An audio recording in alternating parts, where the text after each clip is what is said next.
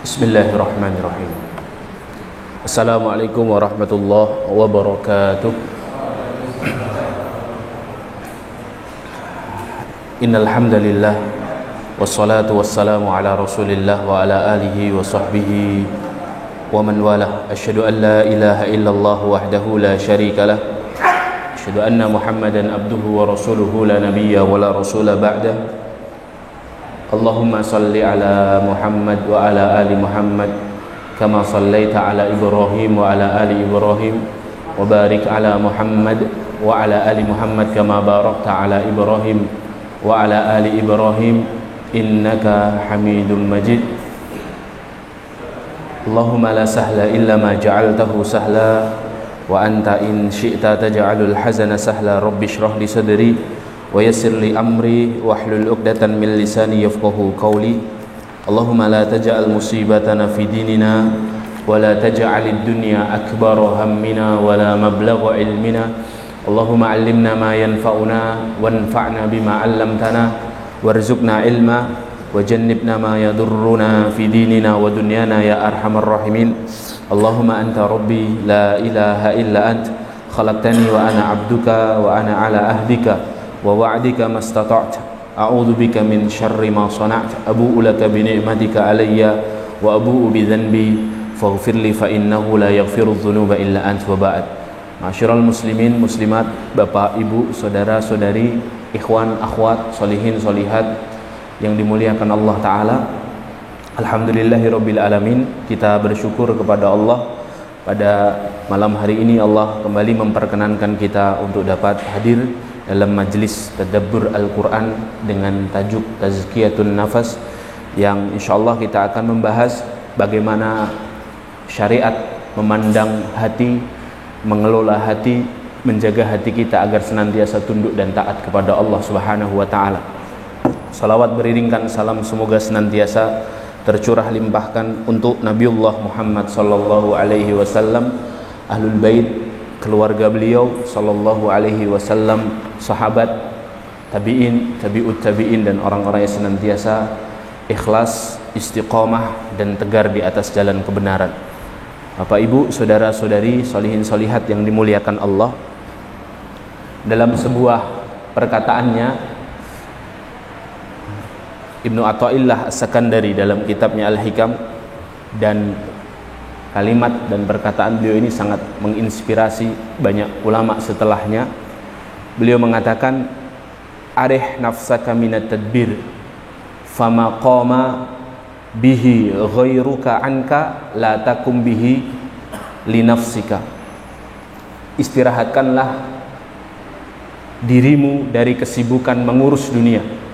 Arih nafsaka minat tadbir, urusan yang telah dijamin dan diatur oleh Allah tidak perlu kau sibuk mengurusnya. Sibukkanlah dirimu dari kesibukan mengurusi dunia. Istirahatkanlah dirimu dari kesibukan mengurusi dunia. Urusan yang telah diatur oleh Allah untukmu tidak perlu kamu sibuk ikut campur di dalamnya. Hadirin dimuliakan Allah, ketika seorang hamba sibuk mengurus dunianya, sibuk mengurus sesuatu yang sudah dijamin untuknya oleh Allah Subhanahu wa taala, maka sesungguhnya itu adalah tanda yang paling nyata, tanda yang paling terlihat dan paling nampak bahwa hatinya sedang buta. Dalam perkataannya yang lain, beliau rahimahullahu taala mengatakan, ijtihaduka fima dumina laka wa taqsiruka fima tuliba minka dalilun alantimasil basirati minka. Kegigihanmu dalam mencari apa yang telah dijamin untukmu dan kekuranganmu dalam melaksanakan apa yang diminta darimu menjadi bukti butanya mata hatimu. Ketika kita ini gigih mencari sesuatu yang sudah dijamin oleh Allah, justru kita ini berlemah-lemah, bermudah-mudah, malas-malasan, ya, dalam melaksanakan apa yang diwajibkan kepada kita, dan itu belum dijamin oleh Allah Subhanahu wa taala. Maka kata beliau, dalilun alantimasil basirati minka, itu menjadi bukti yang nyata butanya hati kita.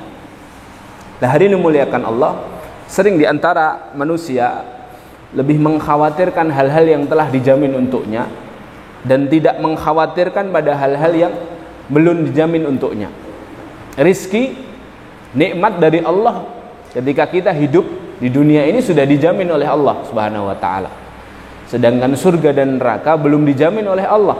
Ya. Lah sedangkan banyak di antara manusia hamba-hambanya Allah lebih sibuk mengkhawatirkan hal-hal yang sifatnya sudah dijamin oleh Allah dan tidak sibuk mengkhawatirkan pada hal-hal yang belum dijamin oleh Allah Subhanahu wa taala. Ya. Makanya hari ini muliakan Allah, dalam masalah rizki ini Allah Subhanahu wa taala berfirman di dalam surah Ar-Rum ayat yang ke-40. Allah Subhanahu wa taala berfirman, Allahul ladzi khalaqakum summa razaqakum summa yumitukum summa yuhyikum.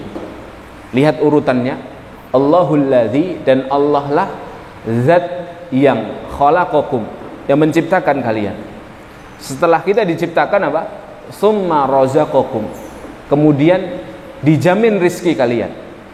Summa yumitukum, kemudian baru dimatikan oleh Allah kita ini, ya, manusia ini, lalu summa yuhyikum, kemudian dihidupkan kembali.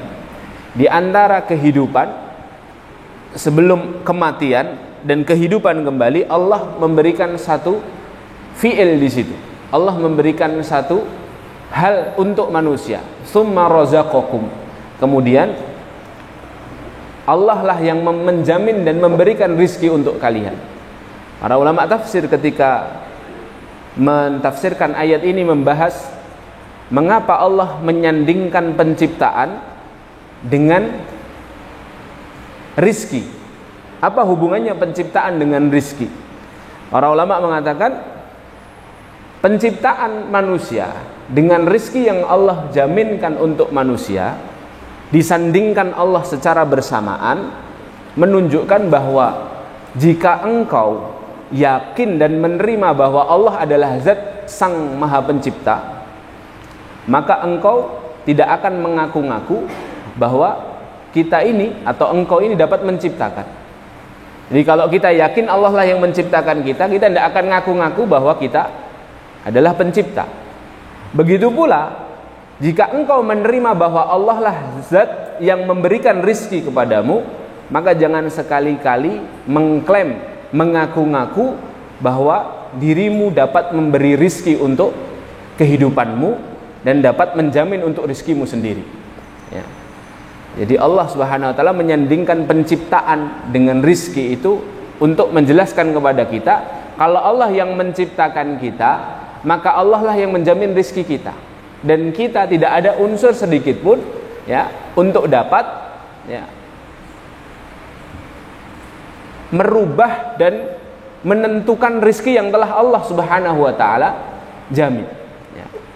Makanya hari ini muliakan Allah, Allah Subhanahu wa taala menyandingkan kalimat khalaqakum summa razaqakum. Lalu para ulama juga mengatakan Allah menyandingkan antara penciptaan dengan pemberian rizki. Ya, Allah ingin memberikan satu pengertian, sejak engkau diciptakan, sejak itu pula lah rizkimu ditentukan. Sejak engkau diciptakan, sejak itu pula lah rizkimu dijamin oleh Allah Subhanahu wa taala dan ditetapkan. Ya. Maka ketika kita memahami ayat ini, maka sudah jelas bahwa sebenarnya kita tidak perlu mengkhawatirkan hal yang dijamin oleh Allah, dan kita justru harus mengkhawatirkan hal-hal yang belum dijamin oleh Allah terhadap diri kita. Rizki sudah dijamin oleh Allah, sedangkan surga dan neraka belum dijamin oleh Allah Subhanahu wa taala. Makanya ada perkataan dari para ulama, al-aqilu atau al-jahilu idza asbaha yanzuru madza yaf'al, wal aqilu idza asbaha yanzuru madza yaf'alullahu bi. Ya. Orang yang lalai atau orang yang ghafil, al-ghafil bukan al-jahil, orang yang lalai memulai harinya dengan memikirkan apa yang harus ia kerjakan. Ya. Sementara orang yang berakal memulai harinya dengan merenungkan apa yang akan dilakukan Allah untuk dirinya. Orang yang berakal ketika memulai harinya di pagi hari, dia memikirkan dan merenungkan apa rizki dari Allah yang telah ditetapkan untuknya. Jadi kalau orang lalai itu pagi hari sudah pusing ngurus dirinya sendiri. Saya harus apa ini untuk mendapatkan rizki? Kalau orang yang berakal, dia faham bahwa rizki itu sudah dijamin oleh Allah. Maka yang dia pikirkan justru rizki apa yang akan Allah datangkan untuk hidupnya. Itu orang-orang yang berakal. Maka ma'asyiral muslimin azakumullah, maka pantaslah jika Ibnu Athaillah Sakandari mengatakan arih nafsaka minat tadbir, sibuk-sibukkan dirimu dalam perkara-perkara, istirahatkan dirimu dari perkara-perkara yang sudah dijamin oleh Allah Subhanahu wa taala, yaitu perkara-perkara dunia. Sebaliknya, sibukkan dirimu dalam amalan-amalan yang kelak akan menentukan perkara yang belum dijamin oleh Allah Subhanahu wa taala, yaitu perkara akhirat kita, perkara surga dan neraka kita. Makanya pantas jika Imam Ahmad rahimahullahu taala, Imam Ahmad bin Hanbal rahimahullahu taala pernah ditanya oleh muridnya, "Wahai Imam, kapan istirahatnya seorang mukmin itu?" Maka Imam Ahmad rahimahullah mengatakan, istirahatnya seorang mukmin adalah ketika ia menginjakkan kakinya ke dalam surga. Jadi memang dunia ini bukan tempat untuk istirahat. Dunia ini bukan tempat kita tinggal, di tempat kita meninggal, tempat kita bersibuk-sibuk memikirkan dan mengusahakan hal-hal yang belum dijamin untuk kita. Makanya nasihatnya, istirahatkan dirimu dari hal-hal yang menyibukkanmu tentang urusan-urusan dunia. Sebaliknya, sibukkan dirimu dalam hal-hal yang menjadikan kamu ini menentukan tentang nasibmu nanti di akhirat, tentang surga dan nerakamu. Makanya para ulama mengatakan ada 5 amalan yang tidak boleh mengenal kata henti selama kita ini di dunia. Ada 5 amalan yang tidak pernah mengenal kata henti bagi orang-orang beriman. 5 amalan itu apa? Yang pertama adalah memelihara keimanan. Memelihara keimanan yang telah Allah berikan dalam kehidupan kita itu tidak mengenal kata henti. Tidak ada kata libur.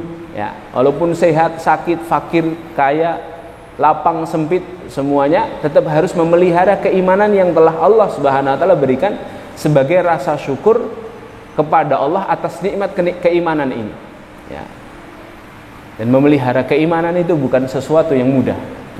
Memelihara hidayah yang telah Allah berikan, memelihara petunjuk yang telah Allah berikan itu bukan sesuatu hal yang mudah. Bagaimana nyaris saja kita ini ketika salah memilih pergaulan, salah memilih kawan, salah memilih bi'ah, lingkungan, mudah sekali keimanan kita ini copot dari diri kita. Mudah sekali kita ini seakan-akan tidak merasa bahwa Allah itu mengawasi kita tatkala kita sendirian, tatkala tidak banyak mata melihat kita, tidak ada orang-orang yang mengawasi kita. Mudah sekali keimanan kita ini menurun. Ini menunjukkan bahwa memang amalan yang tidak mengenal kata henti itu, yang pertama adalah memelihara keimanan, hadirin. Baru yang kedua, kata para ulama, amalan yang tidak mengenal kata henti yaitu meleburkan diri kita dalam ibadah dan amal solih, menyibukkan diri kita dalam amalan-amalan solih. Ini juga tidak mengenal kata henti. Jadi nggak ada kata libur dalam beribadah, tidak ada kata libur dalam beramal solih, dalam prinsipnya orang-orang yang beriman. Karena apa? Sedikit saja dia libur dari beramal solih, berarti dia sudah merasa aman dari batas ajalnya yang dia tidak ketahui dan dirahasiakan oleh Allah, dan dia merasa aman bahwa bekalnya mungkin sudah cukup nanti di akhirat. Kita harus sibuk beramal soleh. Keadaannya orang mukmin itu tidak ada kata netral, hadirin. Keadaannya cuma 2 keadaan, fa'alhamaha fujuraha wa taqwaha. Kecenderungannya itu cenderung maksiat atau cenderung takwa. Langkahnya itu hanya 2, langkah-langkah menuju surga atau langkah-langkah menuju neraka. Langkah-langkah menuju hal-hal yang diridhoi Allah atau langkah-langkah menuju hal-hal yang dimurkai Allah Azza wa Jalla. Makanya pilihannya hanya dua. Bahkan para ulama itu berselisih tentang al-ahkam at-taklifiyah. Dalam ilmu usul fiqh kita kenal hukum itu kan ada 5. Ada halal, ya, ada makruh, ada wajib, ada sunnah, ada mubah, ada makruh, ada haram. Ya, 5. Sebagian ulama mengatakan mubah itu enggak ada. Ya. Mubah itu enggak ada. Kenapa mubah itu enggak ada? Hukum boleh itu enggak ada. Karena hukum boleh pun ujung-ujungnya antara pahala atau dosa. Misalnya kita sebutkan satu amalan yang hukumnya mubah. Ngobrol itu kan hukumnya mubah. Berkata-kata baik itu hukumnya mubah. Tapi berkata-kata baik itu kalau ternyata kita niatkan untuk berdakwah, untuk menasihati orang lain, untuk akhirnya di dalamnya kita menyebarkan amar ma'ruf nahi mungkar, jadi pahala. Begitu juga ketika berkata-kata itu akhirnya sama-sama baik perkataannya, tapi ternyata perkataannya itu untuk meninggikan dirinya. Perkataannya baik, tapi ternyata tujuannya dalam hatinya itu untuk merendahkan orang lain, maka ujungnya pun neraka. Ujungnya pun hal-hal yang dimurkai Allah Subhanahu wa taala. Tidur itu kan mubah. Tapi ternyata ujungnya tidur itu ya antara dua saja, pahala atau dosa. Ketika dia niatkan tidurnya itu untuk akhirnya mengisi energinya sehingga dia bisa bangun malam, sehingga energinya penuh ketika dia sholat tahajud, maka jadi pahala tidurnya. Tapi sebaliknya ketika tidurnya itu dia tidur untuk meninggalkan hal-hal yang diwajibkan Allah atau sunnah-sunnah yang ditekankan, justru malah menjadi satu maksiat kepada Allah Subhanahu wa ta'ala. Ya. Makanya hadirin dimuliakan Allah, yang kedua, amalan yang tidak mengenal kata henti adalah meleburkan diri kita atau menyibukkan diri kita dalam ibadah dan amal soleh. Tidak ada pilihan netral hadirin. Di dalam syariat ini tidak ada netral. Yang ada baik atau buruk, benar atau salah. Ya. Makanya kita harus berpihak kepada kebenaran, agar kebenaran ini senantiasa nanti bersaksi di hadapan Allah Subhanahu wa taala bahwa kita senantiasa memilih kebenaran, ya, di tengah banyaknya kebatilan-kebatilan, ya. Jadi hanya sekedar berpihak itu menentukan posisi kita nanti di akhirat hadirin, ya. Apalagi kita ejawantahkan dalam amalan-amalan solih dan kebaikan. Nah, ini yang kedua. Yang ketiga, amalan yang tidak mengenal henti itu adalah mengoreksi jiwa. Mengoreksi jiwa kita itu tidak boleh berhenti, karena jiwa kita atau hati kita ini mudah sekali berbolak-balik, mudah sekali sakit, mudah sekali kotor. Maka harus senantiasa dikoreksi, senantiasa muhasabah, senantiasa dilihat penyakit hati apa yang menyerang kita. Imam Al-Ghazali rahimahullah dalam kitab Ihya Ulumuddin, beliau mengatakan, suatu hari seorang muridnya Imam Al-Ghazali tanya kepada Imam Al-Ghazali, "Wahai Imam, aku telah sibuk melakukan amalan-amalan soleh, tapi setan selalu tetap saja mendatangiku untuk menggodaku, wahai Imam." Ya. Padahal aku sudah sibuk beramal soleh, aku sudah sibuk sholat, aku sudah sibuk ikut taklim, aku sudah sibuk sedekah, sudah sibuk dengan amalan-amalan soleh, tapi mengapa setan tidak jenuh untuk mendatangiku? Jawaban Imam Al-Ghazali apa? Hadirin dimuliakan Allah. Imam Al-Ghazali rahimahullah mengatakan, bagaimana mungkin kamu menghalau anjing yang mendekat kepadamu dengan tangan kananmu, sedangkan tangan kirimu memegang tulang? Kira-kira anjingnya tambah dekat atau lari? Tangan kanannya gusah, tangan kirinya megang tulang. Anjingnya malah mendekat. Apa maksudnya Imam Al-Ghazali? Bagaimana mungkin kita mau fokus beramal solih kalau hati kita atau jiwa kita tidak pernah kita bersihkan dari penyakit hati? Maka kata para ulama, kadang-kadang bukan setan yang menggoda kita, tapi kita yang menggoda setan. Jadi ada istilah kita menggoda setan, bukan setan yang menggoda kita. Ya, kadang-kadang memang setan itu minder sama kita. Ya, playing victim, merasa dirugikan. Ya, karena apa? Sedikit-sedikit kita nyalahkan setan. Ya, maksiat, saya digoda setan. Padahal tidak, kita yang menggoda setan, gitu ya. Karena penyakit hati yang tidak kita periksa. Maka mengoreksi hati dan mengoreksi jiwa itu menjadi amalan yang harus terus-menerus kita dawamkan, kita lakukan, kita usahakan sepanjang hidup kita. Yang keempat adalah memperbarui taubat. Memperbarui taubat ini harus senantiasa kita lakukan, karena kita menginsafi diri kita ini adalah jiwa yang mudah sekali melakukan salah. Kullu bani Adam khotta'un, kata Rasulullah. Semua anak Adam, semua manusia, setiap manusia itu pakar dosa. Khotta'un. Khotta'un itu sighah mubalaghah. Ya, khotta'un. Di atas huruf ta ada tasydid, penekanan. Khotta'un. Bukan hanya sekali melakukan salah, tapi berpindah dari satu kesalahan menuju kesalahan selanjutnya, itu khotta'un. Ya. Maka kita harus juga mentafakuri kalau diri kita ini lemah, mudah melakukan kesalahan, maka yang harus kita syukuri adalah Allah membukakan pintu penggugur dosa. Yang bisa terus kita usahakan yaitu adalah taubat. Makanya akidahnya seorang mukmin sepanjang hidupnya yang tidak mengenal kata henti yang keempat adalah bagaimana senantiasa dia memperbarui taubatnya. Baru yang terakhir, yang kelima, dan ini yang paling pamungkas, ini yang paling menentukan 1 sampai 4. Yang kelima adalah ya, dia tidak berhenti untuk belajar, tidak berhenti untuk mendekat kepada ilmu dan majelis ilmu dan para ulama. Karena coba bayangkan, jika kita tidak dekat dengan ilmu, bagaimana kita bisa menjaga keimanan kita, bisa memelihara keimanan kita. Kalau kita tidak dekat dengan ilmu, bagaimana kita bisa mendasari setiap amalan solih kita?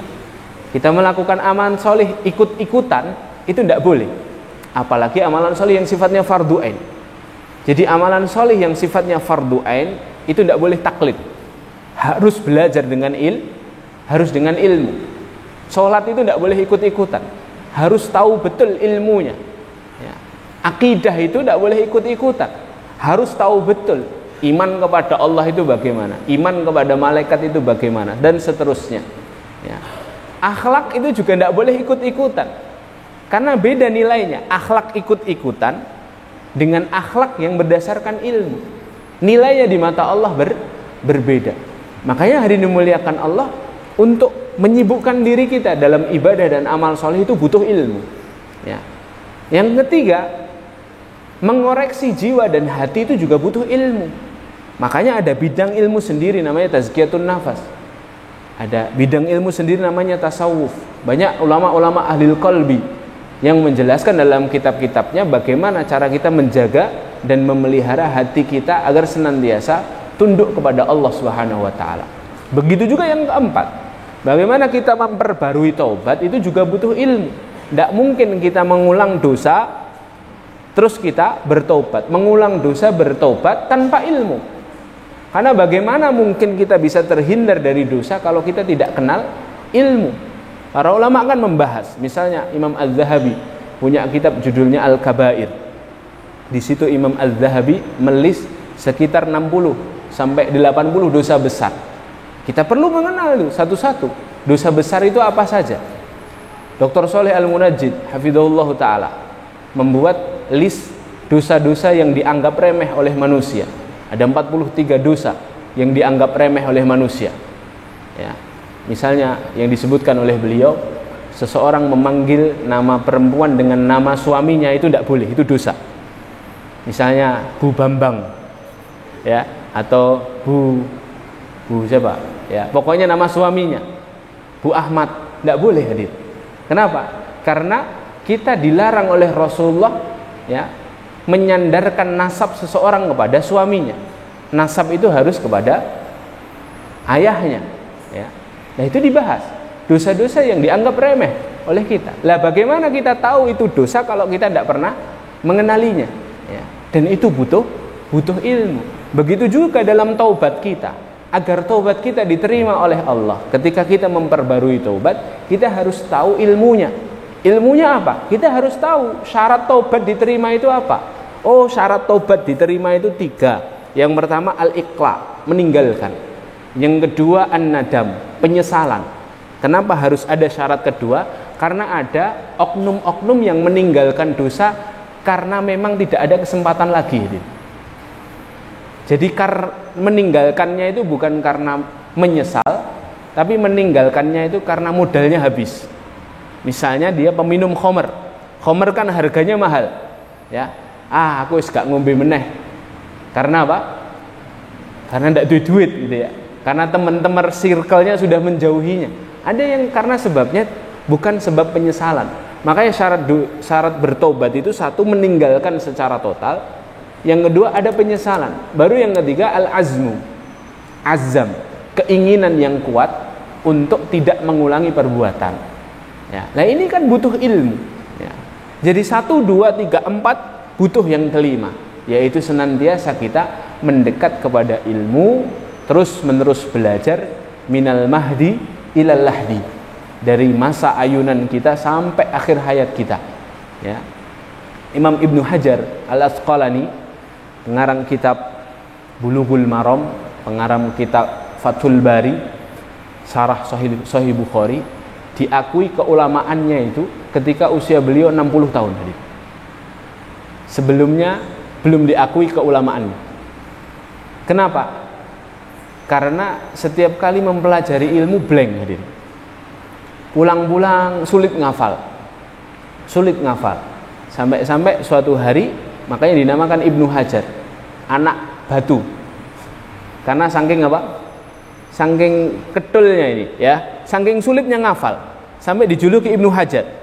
Sampai akhirnya dia pulang melihat satu kejadian, ada air yang menetes dari satu keran, satu aliran air menetesi batu sehingga batu itu mencekung, sampai akhirnya Imam Ibnu Hajar mengatakan kalau batu ini terus menerus ditetesi air bisa berlubang, harusnya aku bisa menghafal dengan kuat, karena batu ini saja yang keras bisa, ya, apalagi otakku yang lunak ini harusnya bisa menghafal dengan kuat, bisa memahami ilmu dengan kuat. Akhirnya beliau mencari sebab, apa ya sebabnya saya ini kok sulit ngafal, tidak konsen. Ternyata ditemukan sebabnya. Sebabnya apa? Ibnu Hajar tidak fokus kepada satu ilmu. Semua ingin dikuasai. Akhirnya beliau memutuskan untuk fokus dalam ilmu hadis saja. Sampai akhirnya usia beliau di usia 60 tahun selesai menyelesaikan Fathul Bari, kitab syarah Sahih Bukhari yang ulama-ulama setelahnya minder untuk membuat syarahnya Sahih Bukhari. Ya, setelah ada Fathul Bari, Imam Syaukani pernah ditanya oleh muridnya, wahai Imam Syaukani, imam ahli tafsir yang sangat luas wawasannya, tidak hanya tafsir bahkan hadis. Makanya dalam kitab Fathul Qadir, ya, Imam As-Syaukani dalam tafsirnya beliau menggabungkan antara tafsir bir-ra'yi dan tafsir bir-riwayah. Jadi ada tafsirnya beliau itu di bagian akhirnya selalu ada riwayat-riwayat hadis. Karena beliau sangat menguasai hadis. Imam Syaukani ditanya sama muridnya, wahai Imam, ilmu hadismu ini kan dalam, ya, mengapa engkau tidak mensyarah Sahih Bukhari, kitab yang paling sahih setelah Al-Quran itu? Kata Imam Syaukani, la fatha ba'dal hijrah wala fatha wala syarha, la hijrata ba'dal fatah wala syarha ba'dal fatah. Tidak ada hijrah setelah Fathul Makkah, tidak ada syarah setelah Fathul Bari, kata beliau. Ya, saking apa? Ikram dan ta'zimnya kepada Ibnu Hajar Al-Asqalani. Ya. Ditempuh tanpa lelah karena memang menimba ilmu itu memang sampai akhir hayat kita. Dan itu amalan yang tidak mengenal kata henti, tidak mengenal kata henti. Makanya hadirin dimuliakan Allah, itu yang disebutkan oleh para ulama. Jadi mari kita sibukkan diri kita dalam perkara-perkara yang belum dijamin oleh Allah. Ya, dengan terus menyibukkan diri untuk melakukan amalan-amalan solih dan kebaikan, mengamalkan 5 amalan tanpa henti tadi, sehingga apa? Sehingga kalau kita berpikir di dunia ini tempat beristirahat, maka kita merasa ada sesuatu yang salah dalam diri kita. Ya istirahat, tapi istirahatnya itu tetap dalam rangka berhenti sejenak untuk mengumpulkan energi agar kita bisa lebih maksimal menyongsong amalan solih di hari kemudian. Ya. Para ulama pun banyak asar-asar para ulama yang menjelaskan kepada kita refreshing itu penting, piknik itu penting, liburan itu penting. Misalnya sahabat Ali radhiyallahu anhu pernah mengatakan rawihul qulub fa innaha idza ukrihat umiyat. Istirahatkan hatimu, refreshinglah sejenak, gitu kira-kira. Piknik kosek sebentar, liburan dulu sebentar, karena hati itu kalau dipaksa dia akan membuta. Ya. Kalau sudah dipaksa, dia akan melakukan amalan itu karena paksaan, bukan karena keikhlasan. Makanya penting juga refreshing sebentar itu tidak apa-apa. Ya. Tapi refreshingnya tujuannya untuk apa? Untuk kembali fokus dan khusyuk dalam amalan solih dan ibadah. Lah hari ini dimuliakan Allah, barakallahu fikum. Ya. Ketika para ulama mengatakan istirahatkan dirimu dari mengurus dunia, ya, dalam urusan-urusan yang menyibukkanmu dengan dunia, apakah berarti ya kita sama sekali istirahat dari dunia? Apakah berarti kita sama sekali tidak mikir pekerjaan? Sudahlah, ibadah saja, fokus sholat, fokus baca Quran, fokus amal soleh saja. Ya, kalau punya harta fokus sedekah saja. Ya, habiskan uang kita. Ya, apalagi orang yang masya Allah ya ditakdirkan sejak kecilnya sampai gedenya kaya raya ya, masya Allah. Ya, ada orang-orang seperti itu memang uangnya itu tidak habis. Ya, saya punya kenalan jamaah itu uangnya banyak sekali. Sampai ketika dia beli sesuatu itu tidak pernah melihat harga dia. Jadi tahu bendanya benda mahal. Orang lihat bendanya mahal, tapi ditanya harganya tidak tahu saya. Saya kalau beli tidak pernah lihat harga. Ada orang yang seperti itu, adik. Karena memang ditakdirkan Allah mudah hidupnya. Apakah berarti kalau sudah ditakdirkan kaya, terus tidak usah cari dunia lah. Fokus saja kita ibadah sampai habis gitu ya. Kaya 7 turunan. Ya. Jadi sampai turun ke-7 itu kaya. Saya itu sebenarnya kaya 7 turunan juga. Tapi sayangnya saya keturunan ke-8. Jadi nggak kaya gitu ya. Nah hari ini dimuliakan Allah. Jadi ada orang yang seperti itu. Lah pertanyaannya, apakah ketika kita diminta oleh para ulama sibuk sama akhirat saja, apakah kita berarti tinggalkan dunia? Apakah kita berarti istirahat secara total dari dunia? Ya. Tentu jawabannya tidak, hadirin. Karena dalam menyongsong akhirat tetap harus ada unsur dunia. Karena kita tinggal di dunia, ya, kita harus tetap berikhtiar, gitu ya. Ada unsur ikhtiarnya. Ya. Makanya Allah Subhanahu Wa Taala dalam Al-Quran menyebutkan ayat yang sangat indah sekali, yang dari dulu menginspirasi saya karena ini diwasiatkan guru saya sebelum saya meninggalkan pondok pesantren. Jadi dulu pesantren kami ini sampai sekarang pesantren kami ini tidak mengeluarkan ijazah. Jadi ijazah negara, ijazah negeri itu tidak keluar. Jadi ijazahnya ijazah pondok. Sehingga banyak orang tua, wali murid atau pihak-pihak yang tidak kurang setuju dengan ya anak-anak pesantren itu mengatakan bagaimana nasibnya nanti kalau tidak punya ijazah, nanti dia tidak bisa lanjutkan sekolah, dia nanti tidak bisa kerja. Padahal sebenarnya banyak solusi. Tinggal ikut paket C, setelah itu daftar kuliah, setelah itu lanjut selesai. Tapi dulu ijazah itu sangat momok sekali. Sampai akhirnya bagaimana guru-guru kami, ustadz-ustadz kami itu mewasiati kami, jangan pernah kamu khawatirkan tentang rizkimu setelah kamu nanti keluar, kata mereka. Ya. Kalimat yang sering saya garis bawahi apa? Kata beliau adalah selama ada langit jangan khawatir sama rizkimu. Pokoknya dulu nginget itu saya, selama kamu bisa melihat langit jangan khawatir sama rizkimu. Siap, kita pokoknya manut kiai saja. Setelah keluar akhirnya kita mendapati satu ayat dalam Al-Quran yang sangat relevan dengan nasihat beliau. Wa fis sama'i rizqukum wa ma tu'adun. Dan di atas langit ada rizkimu dan apa-apa yang telah dijaminkan Allah untukmu, ya, yang telah dijanjikan Allah untukmu. Sampai akhirnya kami mentadaburi ayat ini dan akhirnya menghasilkan satu kesimpulan, oh berarti memang ya rizki itu memang letaknya di langit. Rizki itu memang sepakat kita letaknya di langit. Jadi langit itu akhirnya turun menjatuhkan atau menurunkan air hujan.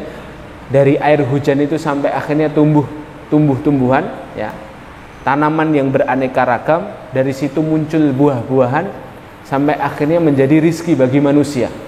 Kan ayatnya begitu ya, alladzi khalaqakum. Allah Subhanahu wa taala berfirman dalam awal surah Al-Baqarah itu, a'udzubillahi minasyaitonirrajim, alladzi ja'ala lakumul arda firasya was samaa binaa wa anzala minas samaa'i ma'an, ya, fa akhraja bihi minas samarati rizqan lakum. Jadi Allah turunkan air hujan, lalu dari air hujan itu tumbuh tanaman-tanaman yang beraneka ragam, tumbuh buah-buahan, rizqan lakum, sebagai rizki untuk kalian. Jadi memang awal mulanya rizki itu memang dari langit turun ke bumi, jadi tumbuh-tumbuhan yang beraneka ragam. Maka semua yang ada di sekitar kita ini kan awal mulanya adalah air hujan. Pakaian kita ini kan dari benang itu juga dari pepohonan, air hujan. Kayu ini, mebel ini, ya, furniture yang dipakai di masjid ini juga dari air hujan, ya. Minuman ini semuanya dari air hujan. Jadi rizki yang beraneka ragam. Kertas ini jadi air hujan. Semuanya dari air hujan. Hatta batu bara, ya, tambang itu semuanya dari air hujan. Kalau tanpa air hujan tidak jadi itu batu bara. Minyak bumi itu juga dari air hujan. Tulang belulang makhluk-makhluk di zaman sebelum kita yang tertimbun sampai akhirnya dilapisi dengan berbagai macam tanah. Terus turun air hujan, airnya masuk ke dalam tanah dan akhirnya jadi minyak bumi. Adapun batu bara yang menjadi, ya, komoditi yang sangat besar untuk negeri ini. Batu bara terbesar itu ada di Kalimantan Timur. Ada namanya, dulu saya pernah tugas di daerah Sangatta, ya. Masya Allah, di daerah batu bara itu saya alhamdulillah diizinkan masuk ke area batu bara itu, Masya Allah, ya. Batu bara itu sampai 20.000 hektar dan baru dikelola sekitar 5.000 hektar saja, ya. Tapi sahamnya sudah milik asing semua. Sudah milik asing semua, ya. Saya tanya apa asal usul batu bara ini kepada jamaah kami yang di sana. Jawabannya, ini dulu adalah pohon, batang-batang pohon, akar-akar pohon yang tertimbun oleh tanah, Ustaz, ya, selama ribuan tahun, terus akhirnya tercampur dengan unsur tanah dan unsur air yang Allah turunkan dari air hujan, sampai akhirnya jadi batu bara, jadi bahan bakar, gitu ya. Dan semua nikel, baja, semuanya karena air hujan. Dan kata Allah apa? Wa fis sama'i rizqukum wa ma tu'adun wa anzala minas sama'i ma'an, ya, wa anzala minas sama'i ma'an fa akhraja bihi minas samarat rizqan lakum. Jadi rizki untuk manusia. Sampai setelah kami mentadaburi ayat tersebut, kami ingat pesan guru kami, selama ada langit jangan khawatir sama rizkimu, ya. Kami juga mentadaburi, ternyata memang selama kita masih melihat langit, selama itu pula kita masih dijamin rizkinya sama Allah. Karena berarti kalau masih melihat langit itu masih melek, ya, belum mati. Padahal rizki itu beriringan bersama ajal. Kalau ajal seseorang berhenti, rizkinya berhenti. Kalau rizkinya habis, sudah pasti dia mati, ya. Sering saya sebutkan kisah tentang seorang salafus shalih yang ketika berjalan di malam hari, terus tiba-tiba dia mendengar suara jeritan orang minta tolong, sampai akhirnya dia lihat, dicari-cari sumbernya, ternyata ada orang terperosok di dalam jurang. Diangkat dia dari jurang, terus ditenangkan, dikasih air putih, 1 gelas air putih, disuruh minum. Setelah minum diajak diskusi. Kamu tadi gimana ceritanya bisa terperosok di jurang sedalam itu? Kata dia, saya tidak tahu. Tiba-tiba saya jalan, terus saya terperosok. Sampai akhirnya orang ini penasaran dengan kesalahan dia, sampai akhirnya dia terperosok. Dia datangi jurang itu lagi, inguk-inguk, terus kecebur lagi. Sampai keceburnya yang kedua itu, ya, terperosoknya yang kedua itu dia meninggal. Sampai kata ulama salaf ini, berarti Allah Subhanahu wa ta'ala masih menyisakan rizkinya 1 gelas air putih. ya. Rizkinya belum selesai, makanya yang pertama dia tidak mati, ya. Biar dia selesaikan satu gelas air putih dulu, baru setelah itu mati. Ini menunjukkan bahwa apa? Rizki itu beriringan dengan ajal. Selama kita masih melihat langit, berarti masih hidup. Selama itu pula lah rizki dari Allah telah dijaminkan untuk kita. Makanya Rasulullah juga mengatakan dalam sebuah hadis, ya, ahallu ma akalal mar'u min kasbi yamini. Sebaik-baik makanan adalah makanan yang diperoleh dari hasil keringatnya sendiri, ya.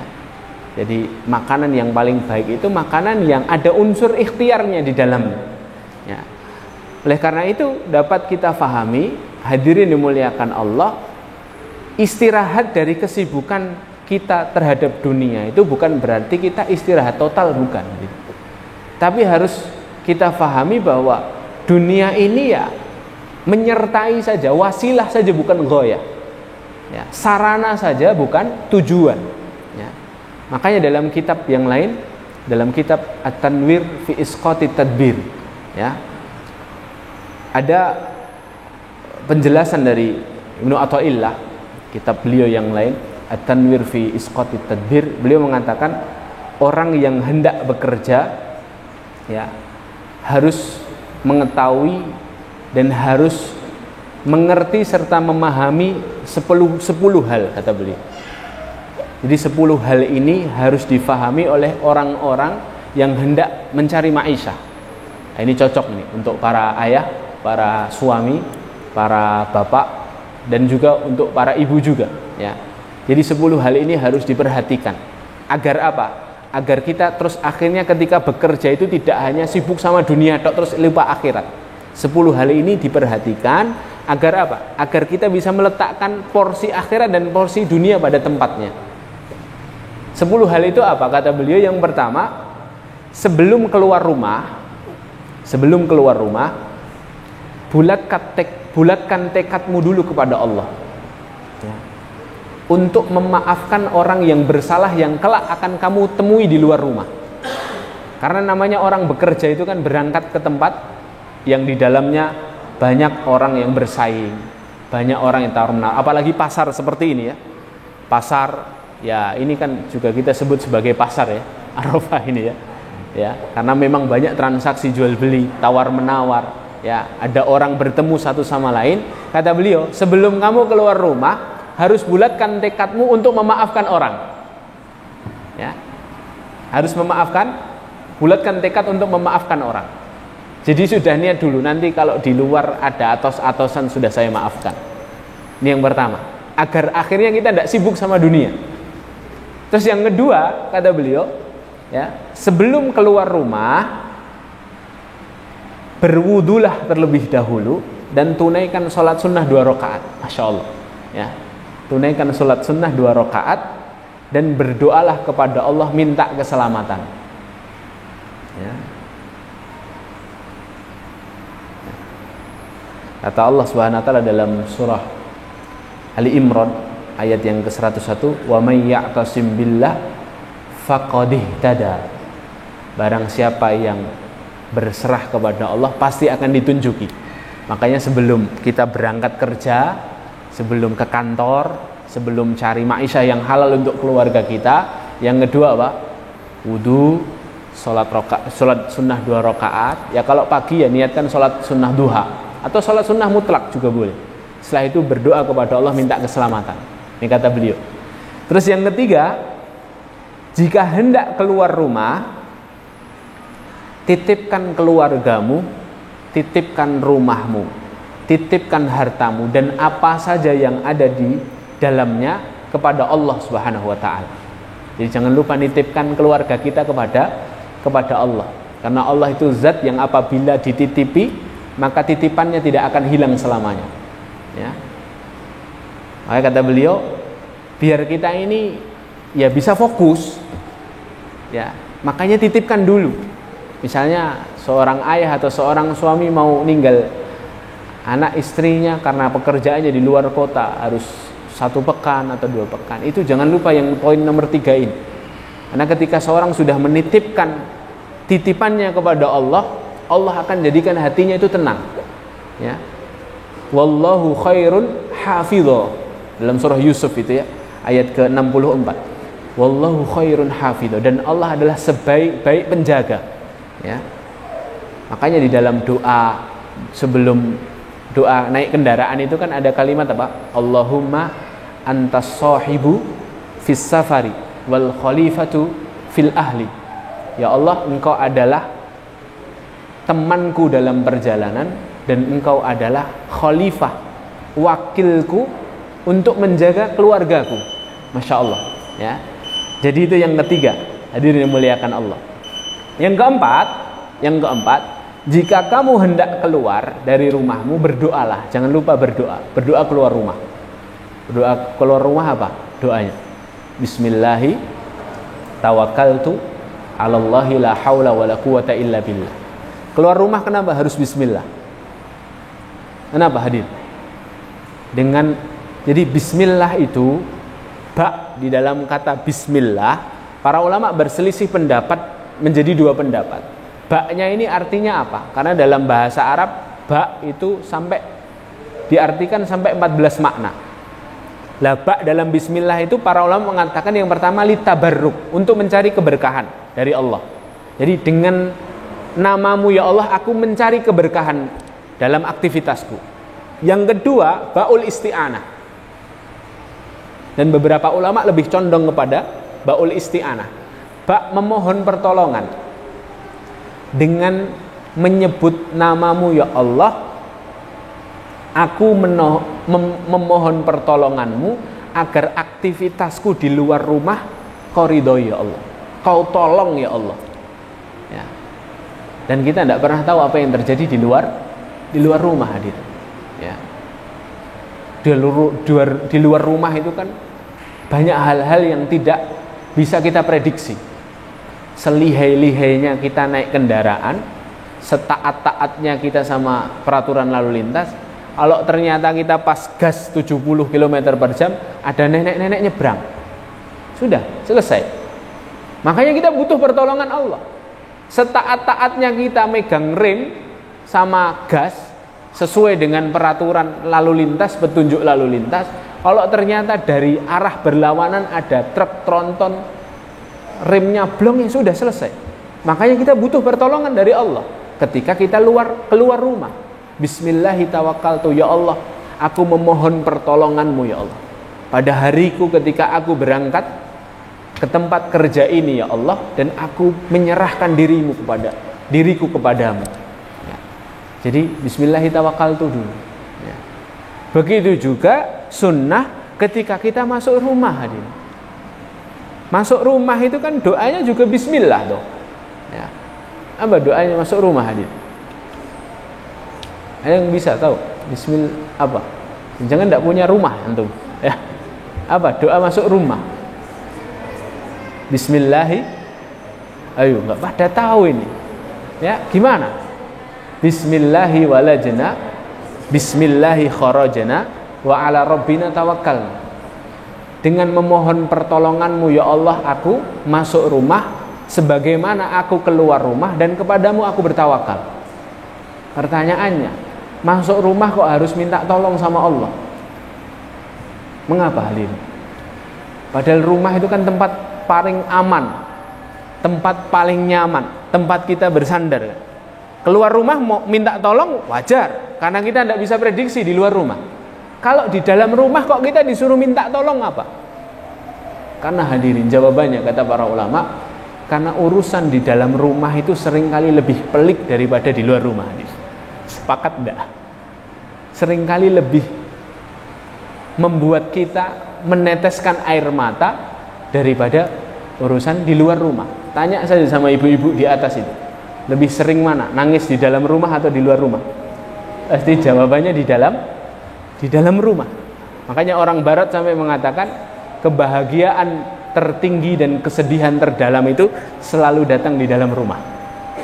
Datang dari dalam rumah. Makanya kita butuh pertolongan Allah dalam mendidik anak, dalam keharmonisan antara suami istri, dalam urusan keuangan, urusan rumah tangga, kebutuhan hidup, semuanya kita tetap harus minta tolong kepada Allah. Makanya yang keempat, beliau rahimahullah ta'ala mengatakan jika hendak keluar, berdoalah dengan doa yang sudah dicontohkan Rasulullah. Baru yang kelima, ini juga penting, tegakkan amar ma'ruf nahi mungkar ketika kita berada di tempat kerja kita, sebagai rasa syukur kita atas nikmat kekuatan dan ketakwaan yang Allah berikan dalam diri kita. Cara syukurnya dengan amar ma'ruf nahi mungkar. Kalau melihat keburukan harus dicegah.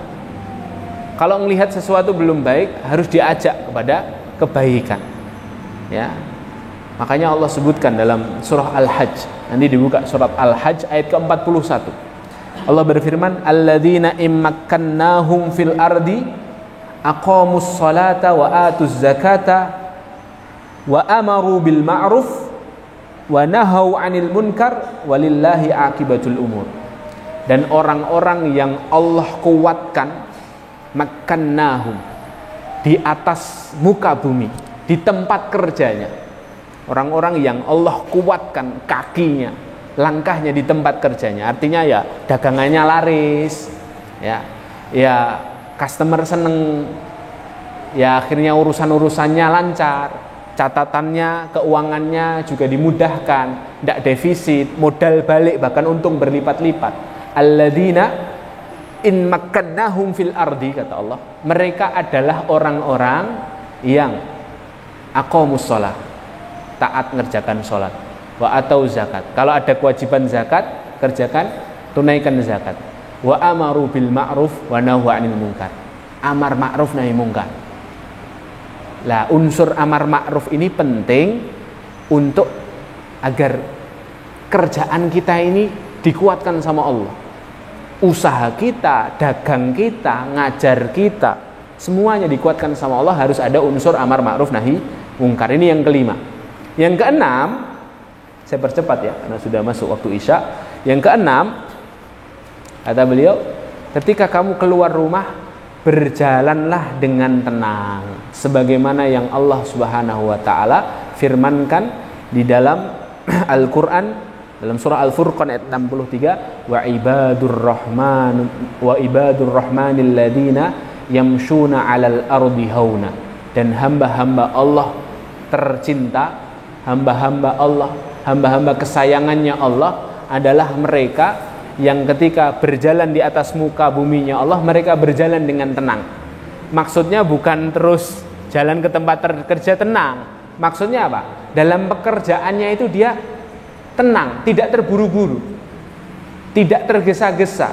Ya, ketika dia jualan, ya jualannya itu tenang, tidak usah tergesa-gesa, ngerjakan tugas yang ngerjakan tugasnya tenang. Ya, sebagai satu usaha agar kita termasuk dari hamba-hamba Allah yang dicintai Allah. Tenang itu berarti cakap, ya, cakap dalam bekerja, profesional dalam bekerja. Ya, bukan diartikan tenang itu terus berleha-leha atau nyantai-nyantai sampai akhirnya dapat ya teguran dari atasannya, bukan, ya. Tapi betul-betul cakap dalam bekerja, tahu porsinya dan tidak tergesa-gesa. Nah, itu kata beliau yang keenam. Ya, jadi tidak hanya ketika berjalan, tapi juga dalam pekerjaannya harus tetap rendah hati, harus tetap tenang, harus tetap profesional. Ya. Lalu yang ketujuh, poin ketujuh ini juga penting. Ya, ingatlah Allah selalu dalam setiap aktivitas pekerjaan. Dengan apa? Dengan memperbanyak zikir.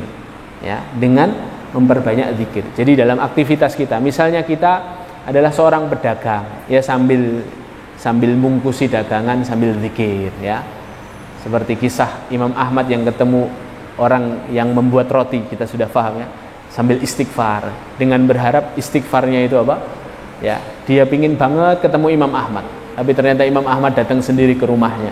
Ya, perbanyak zikir. Ya, apapun aktivitas kita, berbanyak zikir. Kata Rasulullah, "Zakirullahi fis suq kal hayyi bainal mauta." Orang yang mengingat Allah di tengah pasar, di tengah aktivitas pekerjaannya, itu seperti orang yang hidup di antara orang yang mati, di tengah para mayit, mauta, ya. Jadi dia ini dilihat Allah sebagai orang yang sangat hidup hatinya ketika dia selalu mengingat Allah. Itu yang ketujuh. Yang kedelapan, ya, hal yang harus dilakukan yang kedelapan, jangan sampai pekerjaan kita, kata beliau Ibnu Athaillah As-Sakandari, ya, jangan sampai pekerjaannya melalaikan sholat berjamaah 5 waktu, ya. Sampai beliau menyebutkan kisah seorang salaf. Ada seorang salaf itu yang kerjaannya itu tukang kayu, ya.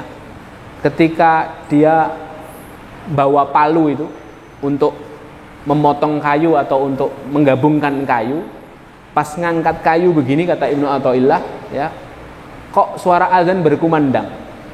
Yang dia lakukan apa? Dia tidak mengayunkan kayunya, padahal kan harusnya sekali ayunkan terus selesai kan. Apa yang dilakukan salaf ini? Ketika sudah ngangkat, terus kok Allahu Akbar, dia lepaskan ini palunya ke belakang.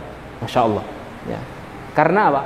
Karena hal ini sangat dia jaga, ya, bahwa prioritas akhiratnya berarti lebih besar daripada prioritasnya kepada dunia, ya. Nah, itu yang kedelapan. Jangan sampai kerjaan kita itu kerjaan yang melanggar waktu sholat, ya, melanggar waktu sholat, ya. Di sini beliau katakan sholat di awal waktu, ya, sholat berjamaah di awal waktu, lima waktu, ya. Hadirin dimuliakan Allah, beliau juga menyebutkan satu riwayat dari Ibunda Aisyah. Ini saya perlu sampaikan. Kata Ibunda Aisyah radhiyallahu anha, Rasulullah pernah suatu hari memperbaiki sendal di rumah kami dan membantu pekerjaan membantu kami, ya. Ketika beliau sibuk mengurusi urusan rumah, ketika itu pula azan berkumandang.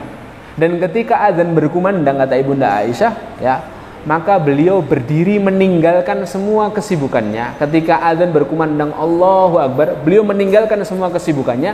Kata Ibunda Aisyah, seakan-akan beliau tidak mengenali kami. Sudah langsung langsung berangkat. Masya Allah, ya. Nah, ini perlu, prinsip nomor ke-8 ini perlu kita jaga. Yang ke-9, ya, ada 10 semuanya. Hindari sumpah dan menyanjung-nyanjung barang dagangan sendiri, ya. Kalau kerjaannya dagang, kalau kerjaannya apa? Kalau kerjaannya ngajar, ya tidak usah terlalu berbangga-bangga dengan kemampuannya. Pokoknya hindari sumpah dan menyanjung-nyanjung barang dagangan sendiri. Makanya Rasulullah sampai bersabda, at-tujaru humul fujjar, ya, at-tujaru humul fujjar illa man sadaqa wa barra. Sesungguhnya para pedagang itu semuanya adalah para pendosa. Jadi kata Rasulullah itu, orang pedagang itu fujar, orang-orang fajir, kecuali yang selalu berbuat baik dan selalu jujur dalam berdagang. Jadi nggak pakai sumpah palsu, nggak mengumbar sumpah dan lain berdusta dan lain sebagainya. Ya, itu yang ke-9 yang diingatkan beliau. Dan yang ke-10 yang terakhir, jaga lisan kita dari ghibah, ya. Dalam bekerja tidak usah ghibah, tidak usah merendahkan orang lain, tidak usah merendahkan usahanya orang lain. Dalam sebuah perkataan, beliau mengungkapkan perkataan gurunya Abu Hasan Asy-Syadzali. Beliau mengatakan, atau Asy-Syadzili, ya, pemuka thariqah Syadziliyah, ya. Kita mengambil beberapa perkataannya yang baik, tidaklah mengapa. Kata beliau, 4 adab orang bekerja. Jadi orang bekerja itu harus memegang 4 adab ini, kata Abu Hasan Asy-Syadzili, ya. Walaupun dia orang yang sangat alim, harus memegang 4 adab ini. Adab yang pertama, kata beliau, apa? Menjauhi orang dolim. Jangan deket-deket sama orang dolim, ya, kalau dalam bekerja. Yang kedua, mengutamakan orang yang mementingkan akhirat. Jadi kalau ada 2 pedagang, kita mau beli atau mau transaksi, yang mementingkan akhirat dulu yang kita prioritaskan. Jangan deket-deket sama orang dolim, karena orang dolim itu pasti kerusakannya menyebar sampai kita kena efeknya. Yang ketiga, Pak, membantu orang yang membutuhkan. Setiap ada orang yang butuh, misalnya ada pedagang yang lain butuh, ya kita prioritaskan. Yang keempat, senantiasa menjaga sholat berjamaah 5 waktu di awal waktu, kata beliau, ya. Jadi hari ini muliakan Allah, ya, jangan sampai kita ini jadi objek ghibah, maksudnya yang diajak ghibah, atau malah kita yang memulai ghibah. di dalam setiap pekerjaan kita, kesibukan kita, berdagang, mengajar dan lain sebagainya. 10 hal ini penting untuk kita jaga bersama agar kita akhirnya ketika menceleburkan diri dalam urusan dunia terus tidak akhirnya tercelebur dalam kesibukan dunia sehingga kita tidak mengingat akhirat. Begitu juga sebaliknya, ketika kita mengingat akhirat, sibuk dengan urusan akhirat, bukan berarti kita terus secara mutlak kita akhirnya apa? Akhirnya meninggalkan dunia. Ini juga tidak benar. Wallahu a'lam bishawab. Ini dulu yang dapat kami sampaikan, semoga bermanfaat. Barakallahu fikum. Kita tutup dengan bacaan kafaratul majlis. Subhanakallahumma bihamdika asyhadu an la ilaha illa anta astaghfiruka wa atubu ilaik. Assalamualaikum warahmatullahi wabarakatuh.